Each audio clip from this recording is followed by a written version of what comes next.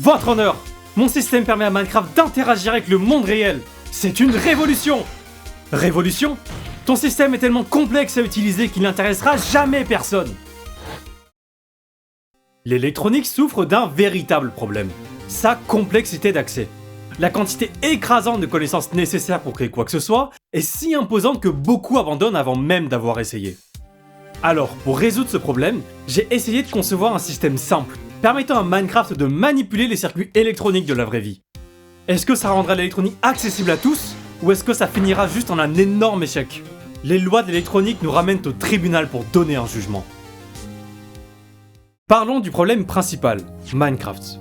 Avant d'être un jeu, Minecraft, c'est avant tout une application qui tourne sur un système d'exploitation, que ça soit Windows, Mac ou Linux. Le système d'exploitation, c'est ce qui s'occupe, entre autres, de gérer l'ensemble des périphériques, comme le clavier ou la souris. Lorsqu'on connecte un circuit électronique à notre ordinateur, il agit comme tout autre périphérique. Il suffit alors à ce que Minecraft demande au système d'exploitation d'accéder au périphérique pour communiquer avec. C'est ainsi que Minecraft contrôle les circuits à travers le système d'exploitation. Demander, communiquer, c'est vraiment toi qui as vaincu Nvidia avec des termes aussi vagues? Cette idée est beaucoup trop simpliste pour être réalisable. Selon la norme POSIX, qui définit les concepts des systèmes d'exploitation, une application n'a accès qu'aux ressources dont elle a besoin. Là où le clavier et la souris en font partie, parce qu'agissant comme périphérique d'entrée nécessaire pour jouer, tous les autres lui sont immédiatement refusés. Minecraft ne peut donc pas accéder directement au circuit électronique. Mince. Il va donc falloir essayer de ruser pour trouver une solution détournée permettant d'accéder aux autres périphériques. Ce qui est pratique avec les systèmes d'exploitation, c'est qu'on peut faire tourner plein d'applications en même temps. Donc une idée, ça serait d'avoir une application similaire à Minecraft, mais qui pourrait accéder à d'autres ressources qui lui sont interdites.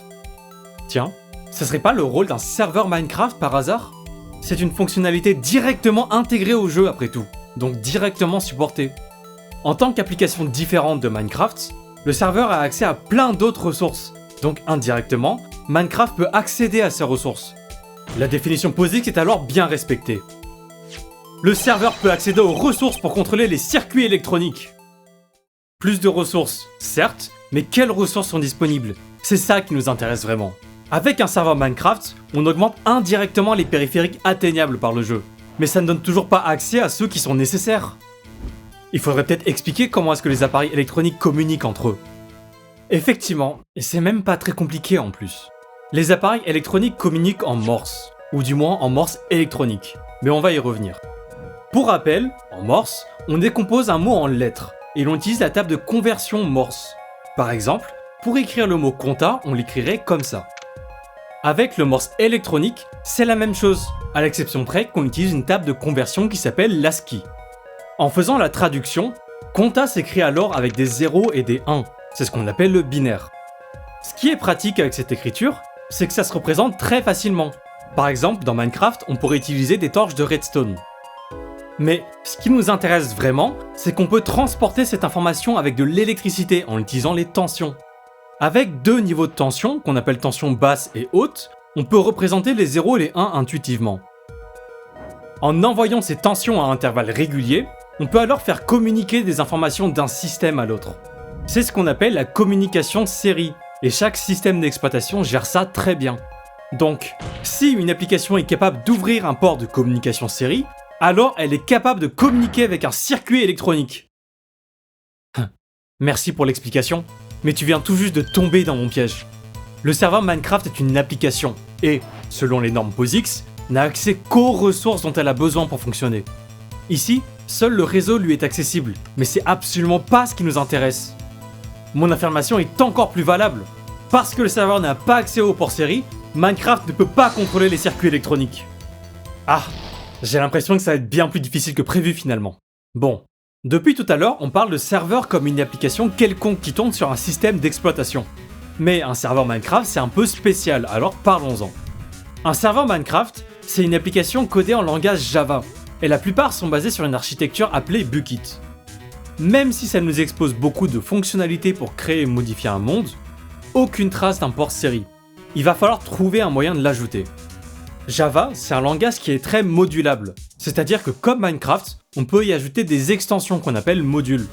Ça nous permet d'ajouter des fonctionnalités à l'application. Et ça tombe bien, il existe un module appelé JSerialCom qui permet à l'application d'accéder au port série de l'ordinateur, indépendamment du système d'exploitation.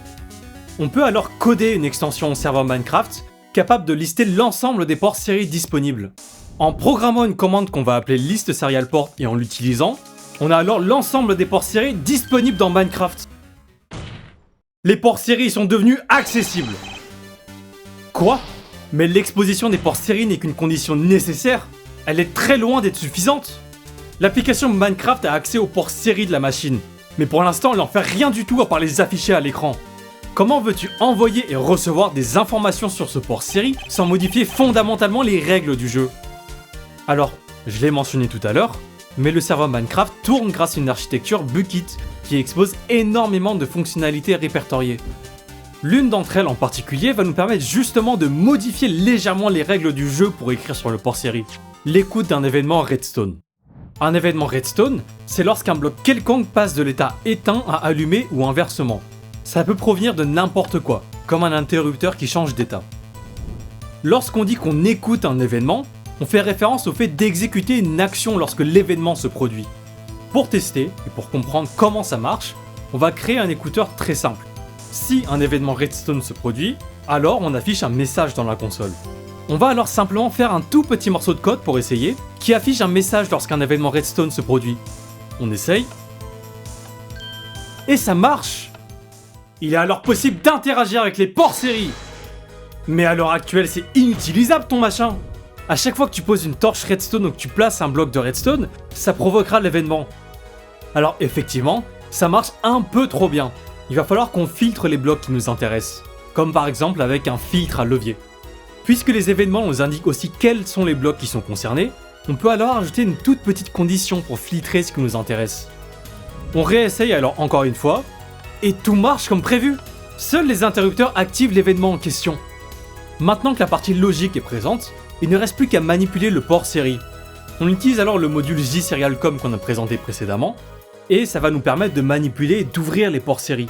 Comme ça, à chaque événement redstone, on va pouvoir écrire le mot compta, converti selon la table de conversion ASCII, et l'envoyer sur le port série. Prêt à essayer ?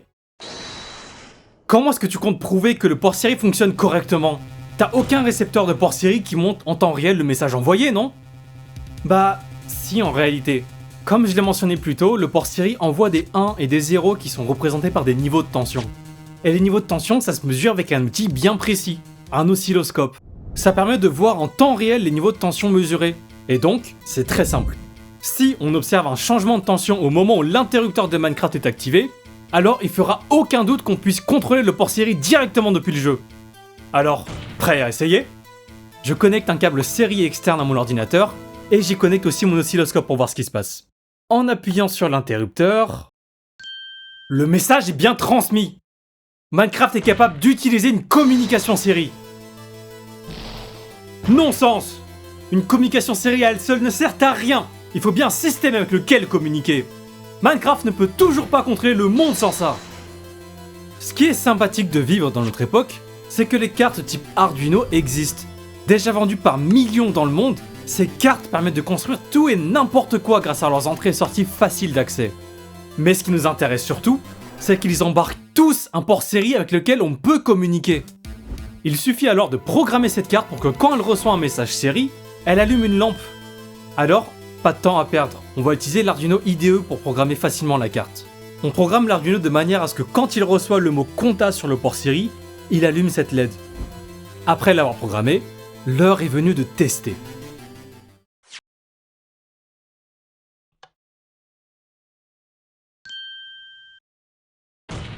La LED s'est allumée. L'intégralité de l'électronique est contrôlable à travers Minecraft. La communication série marchant dans les deux sens, il est évidemment possible de faire l'inverse. C'est-à-dire activer de la redstone en appuyant des boutons de la vraie vie. À partir de là, tout est vraiment possible. Comme on le dit, l'imagination est votre seule limite. Il n'est pas nécessaire de continuer ce débat plus longtemps. On a clairement prouvé qu'il était possible de contrôler le monde qui nous entoure à travers Minecraft. Mon système est révolutionnaire. Félicitations, Compta. Tu as prouvé qu'il était possible d'interfacer Minecraft à la vie réelle. Et vraiment, je m'incline face à ça. Mais je crois qu'on a oublié un tout petit problème. Est-ce que t'as déjà entendu parler du mot accessibilité? Ton système fonctionne, mais si ton but était vraiment de démocratiser l'électronique, comment veux-tu que quelqu'un de lambda possède à la fois d'une carte programmable, d'un câble série, des fils et des composants, sans même parler du fait de savoir tout connecter sans faire de court-circuit? Et en plus de ça, pour interagir, il faut non seulement savoir manipuler un port série, mais aussi savoir coder en Java et lire une documentation énorme. Pour révolutionner le monde, il suffit pas de montrer que ça marche et de le refiler aux autres, prétextant que c'est de leur faute parce qu'ils y arrivent pas, et que toi tu y arrives. Après tout, il y a 10 ans déjà, quelqu'un a déjà fait ce travail, mais la barrière d'accès était bien trop élevée que personne ne s'en souvient. Pourquoi tu y arriverais toi? L'affirmation Minecraft peut interagir avec le monde environnement est incomplète. La réalité est plutôt Conta utilise Minecraft pour interagir avec son monde.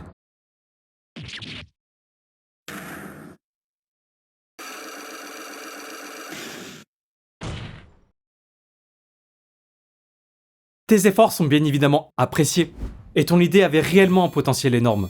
Donner le pouvoir à tout le monde de manipuler l'électricité à travers Minecraft aurait été super. Mais c'est dommage qu'une idée a été gâchée par un manque de vision globale. Écoute, tu soulèves un point important d'accessibilité. Et je vais être honnête là-dessus. Je peux pas te contredire là-dessus. Là où j'ai voulu rendre l'électronique plus accessible à tout le monde, la barrière d'entrée est tellement haute que si quelqu'un arrive à reproduire ce que j'ai fait, alors cette personne n'a pas besoin de Minecraft pour jouer avec l'électronique. Et c'est vrai que j'ai été un peu idiot. Mais là où tu as tort, c'est que mon concept est inaccessible à tous. Et je vais le prouver! Impossible! Tu as trop de points à rattraper. Un simple amateur d'électronique comme toi ne peut pas y parvenir. Amateur? Vraiment? On avait parlé des Arduino qui sont distribués par millions dans le monde entier. Si j'arrive à m'en rapprocher, mon système sera par défaut considéré comme accessible, non? Seuls 3 points sont à résoudre. Déjà le matériel, faudrait le rendre plus simple d'utilisation. Ensuite, il y a le logiciel, il faut rendre la programmation plus simple. Et enfin, l'interface. Il faudrait pouvoir contrôler le circuit électronique facilement depuis Minecraft. Je vais aborder chacun de ces points. Et je vais prouver qu'un système accessible peut exister.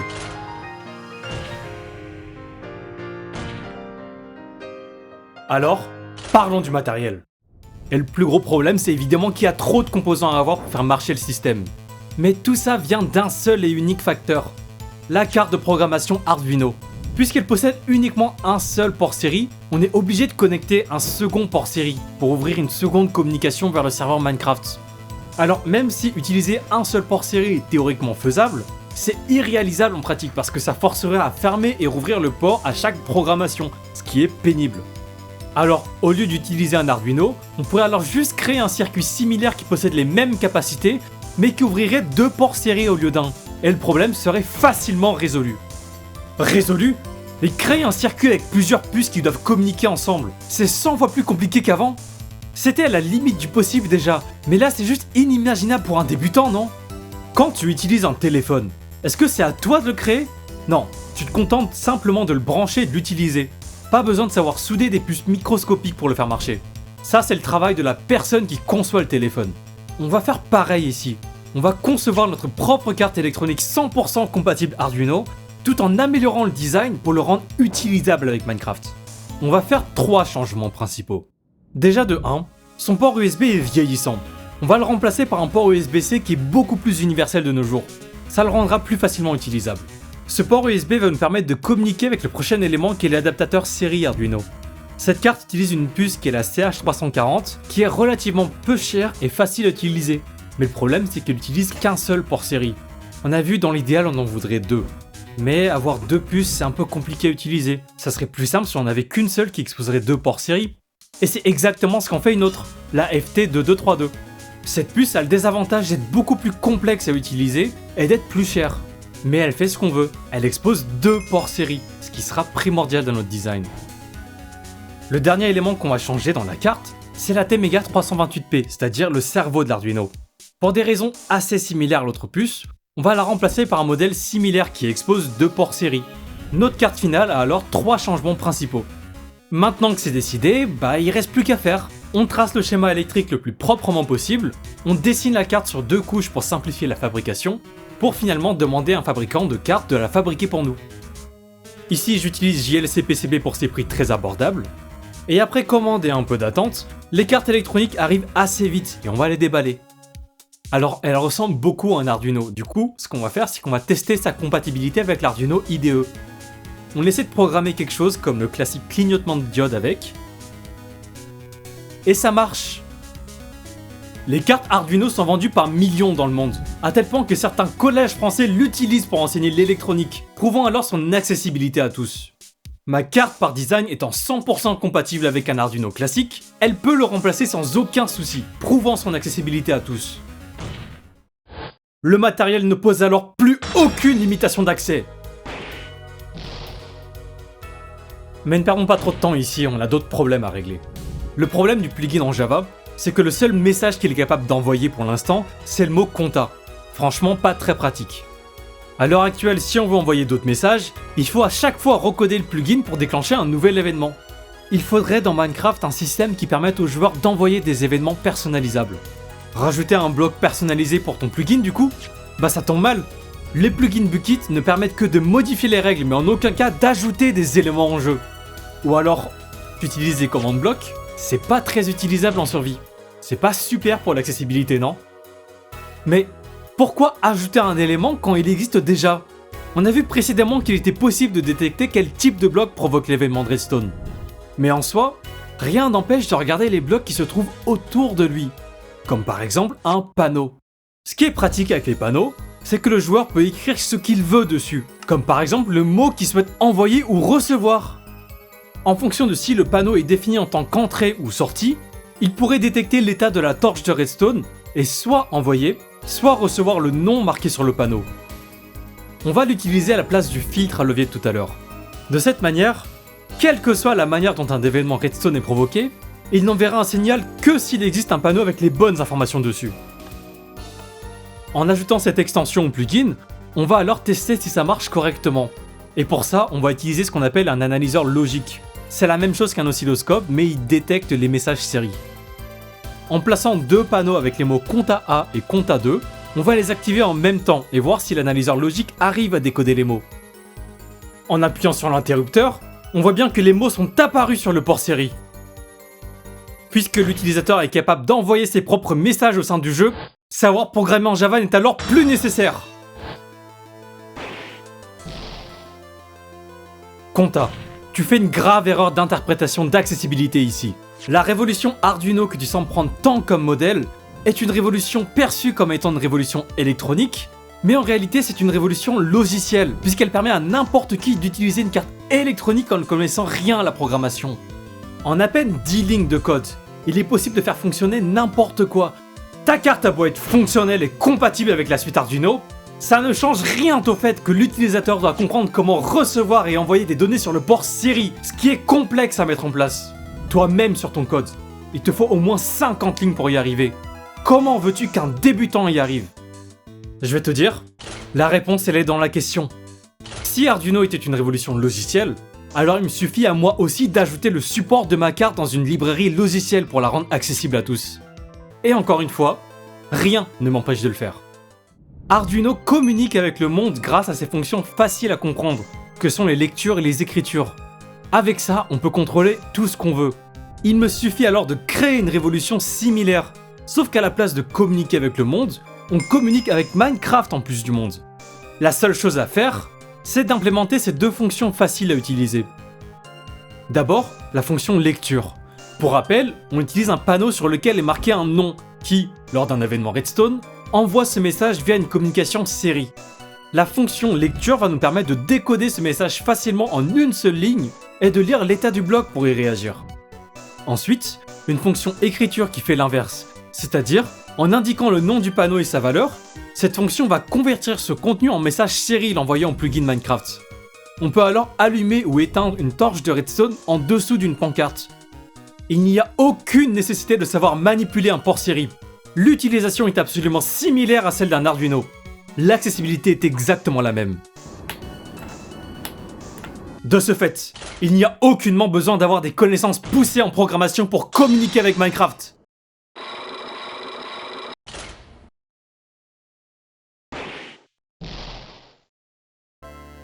le plugin Java, la carte de programmation et la librairie.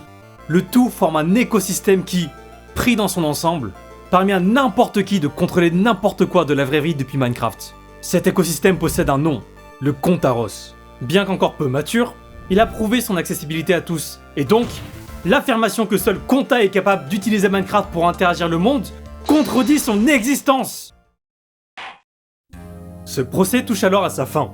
Le Contaros forme un écosystème solide, permettant à quiconque de manipuler et d'apprendre l'électronique avec Minecraft, à travers une carte facile d'utilisation, une librairie très facile d'accès et la programmation accessible à travers les panneaux et la redstone de Minecraft. N'importe qui peut commencer à apprendre à faire de l'électronique à partir de rien. Votre honneur, mon système permet à Minecraft d'interagir simplement avec le monde. C'est sans conteste une révolution!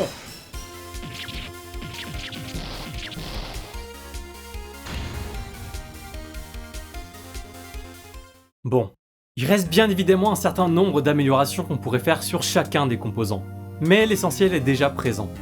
Je tenais surtout à montrer que l'électronique est accessible de nos jours, et que moi aussi, je peux apporter ma pierre à l'édifice, que ce soit avec cette vidéo ou l'écosystème Contaros. Vous vous en doutez bien, mais construire un tel système a pris beaucoup de temps. D'où le délai avec la dernière vidéo. Si le format vous a plu, n'hésitez pas à vous abonner pour me soutenir. Sur ce, j'espère que vous ne serez pas les prochains au tribunal. A bientôt!